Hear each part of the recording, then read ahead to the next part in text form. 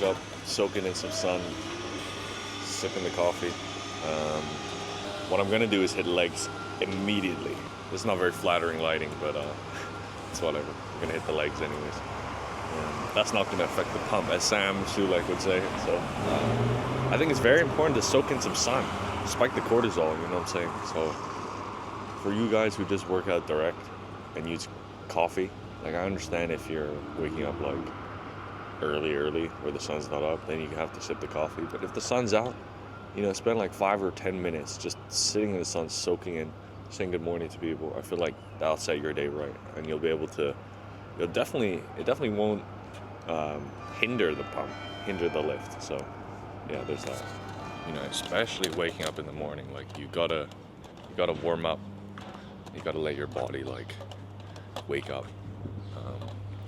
Not just in the sense of like caffeine and cortisol and attention, like also like fascia, right? All your fascia is tight. I don't know if you guys know what fascia is, but fascia is this like spider web-like structure that surrounds your body like a skin kind of, and has a tensile strength of steel, but also it gets tight if you're like inactive or that kind of action. So in the morning you gotta release the fascia, just get the blood flowing around the areas, and then also get your mind right. So on today's menu we have seated calf raises, lying hamstring curls, barbell back squat, ATG, and then we have, to finish, we have quad extensions. So the reason why I program seated calf raise first is so you can maximize ankle dorsiflexion, right? My ankle dorsiflexion is already pretty good genetically, and through my lifestyle, I'm always like doing some type of movements that challenge that range of motion.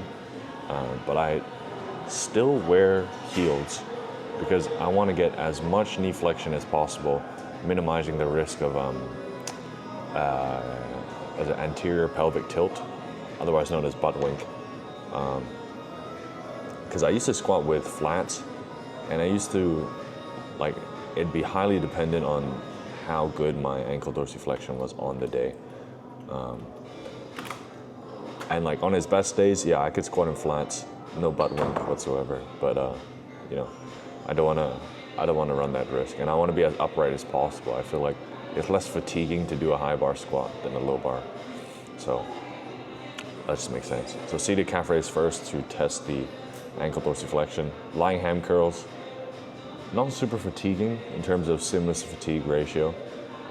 Get that blood flowing indirectly to the knee, kind of pre-fatigue. And then a barbell back squat. I would start with barbell back squat first, but seeing as I'm in the cut, I have to prioritize movements that have better stimulus to fatigue ratios. And put the fatiguing stuff, maybe not the first movement, just so I don't gas myself out and then hinder other movements. And then quad extensions finally, because I noticed for me, like genetically, I have a higher predisposition for good quads. Basically, I have good quad genetics is what I'm saying. And I was always under the impression that in the sport of bodybuilding, you would have to, see what you're strong at, see what you're weak at, and then kind of balance it out. But I feel like that should not be the way, right? If you have a genetic strong point in that aspect, then you should really work to maximize that genetic strong point, if that makes sense. People like Ramon Dino, crazy forearms, Mike Menser, crazy forearms, Arnold, big chest, big biceps, good peak, right?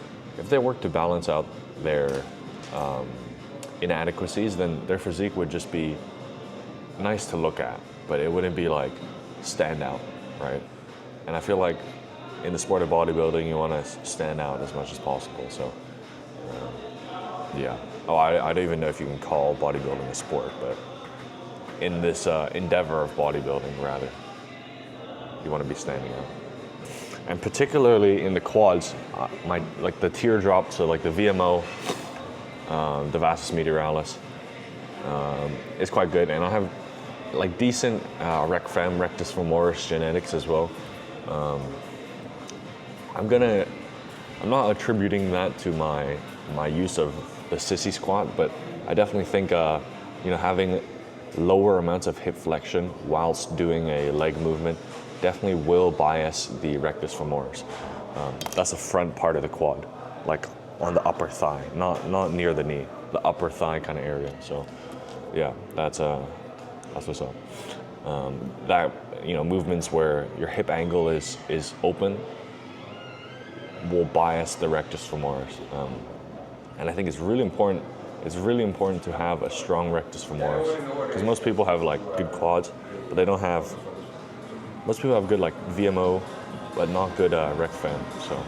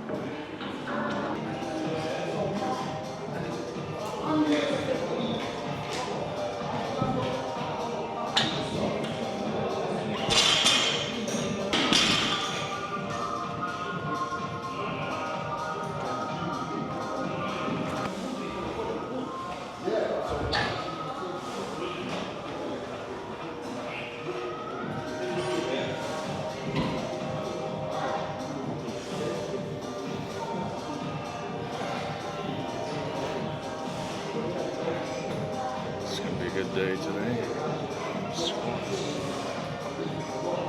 I haven't squatted in a while actually.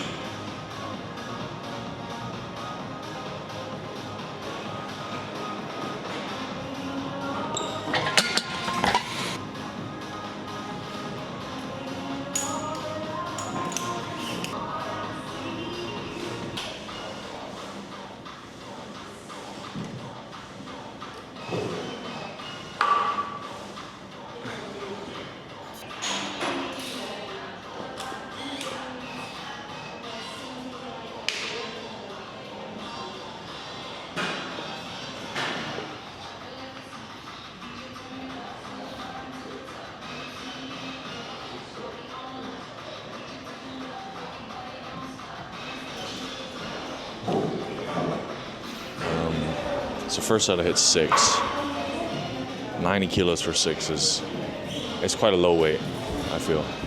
But seeing as I've been cutting for so long, I lost like 30 pounds since like peak bulk. I say 90 for 6 is okay. And also I'm trying not to accumulate too much fatigue by training so hard in the compounds. So I'm training like RPE 6 to 8. So I can accumulate more volume. So I'll do like, instead of doing like 2 or 3 balls to the wall, like squat sets, I'll do like 4 or 5 RPE 6, 7 sets. So I can accumulate more fatigue, I'm gonna accumulate more fatigue, but also more volume and more stimulus, so I can grow a bit better. Because for this movement, I'm focusing on strength rather than, what's it called? Rather than hypertrophy, so like muscle building. So yeah.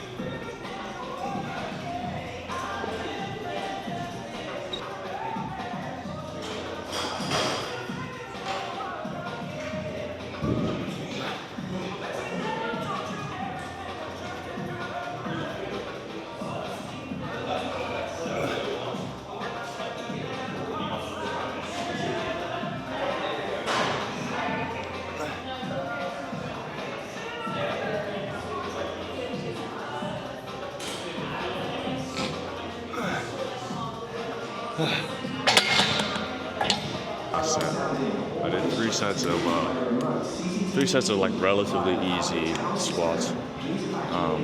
It's feeling a lot heavier than it once was. Before I had like 30 pounds. It's crazy to think I cut 30 pounds in the last like couple months. But anyways, I had my peak bulk weight like 202 pounds. I was squatting like 130 for like 2 sets, I'd say, for like a 6. Now I'm so much weaker, but it is what it is. I think squat and bench are 2 of the lifts that are affected most by your body weight. Just in terms of like relative biomechanics, right? If you have more fat, you kind of get cushioned to, you know what I mean? You know what I mean?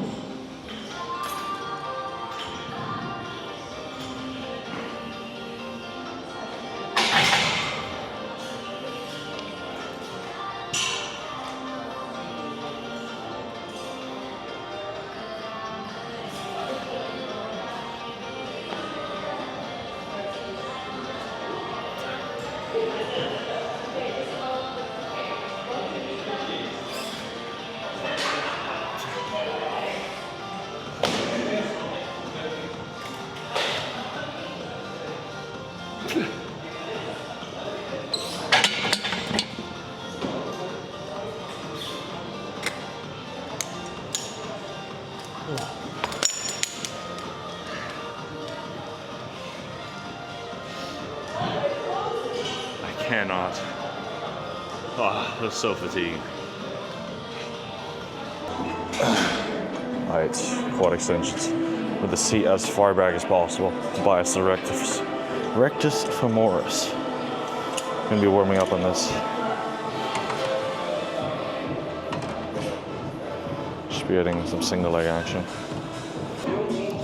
Alright, let's get our first working in. 32. Try to go for 8 to 12.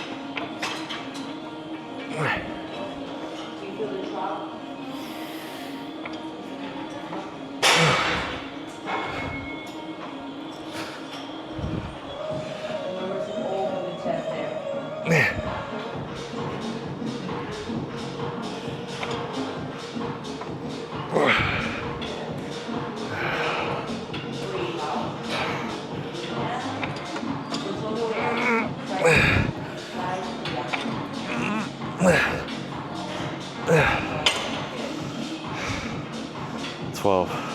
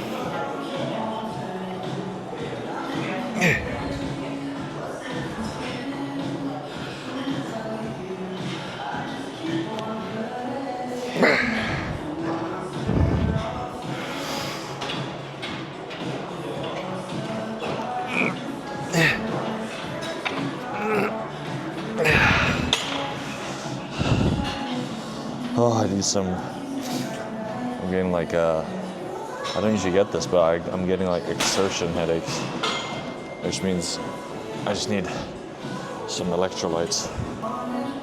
Yeah, I ate 2,500 calories yesterday, and I gained 2 pounds. And I don't think I can't gain 2 pounds in one day. I think it's just water fluctuation and like salt balance.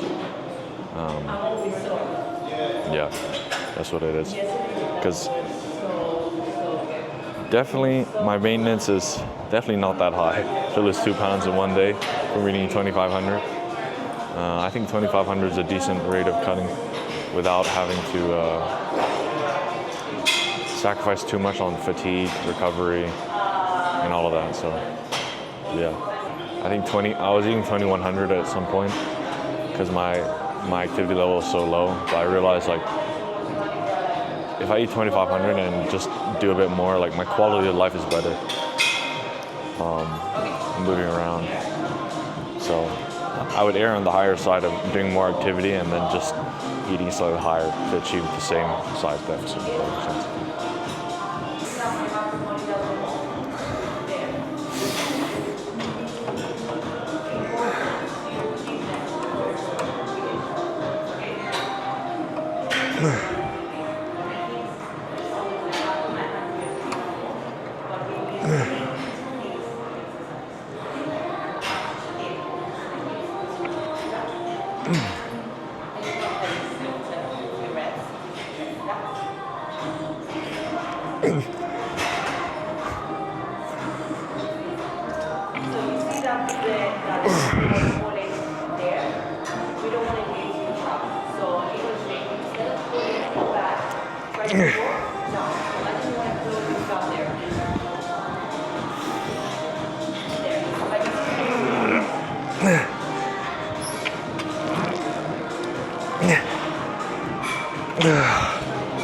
Oh, it's hard to push.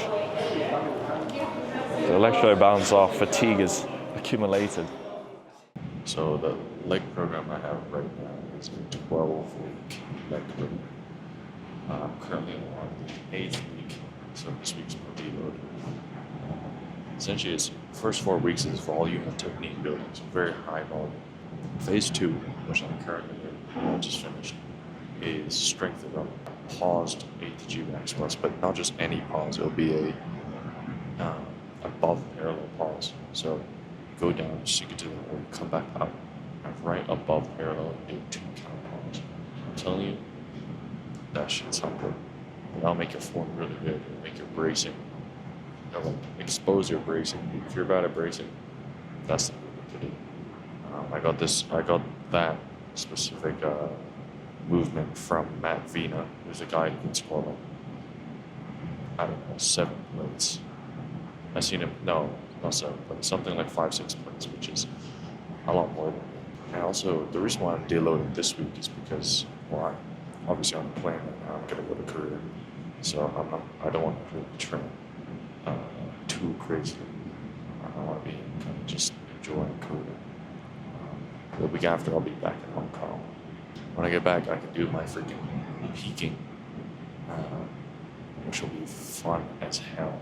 I'm excited for that. I want to test out my running legs. I feel like my squat form improved a lot as a result of starting this like dedicated program and actually like allocating proper tempo and form, doing different accessories, that kind of thing. But yeah, this is me for now. See you guys in the next one. Peace. I used to get pills on the bitch. Now I throw shields on the dick to stop me from that HIV shit. And niggas know they soft like a Twinkie fillin', playing the villain, prepare for this rap killing.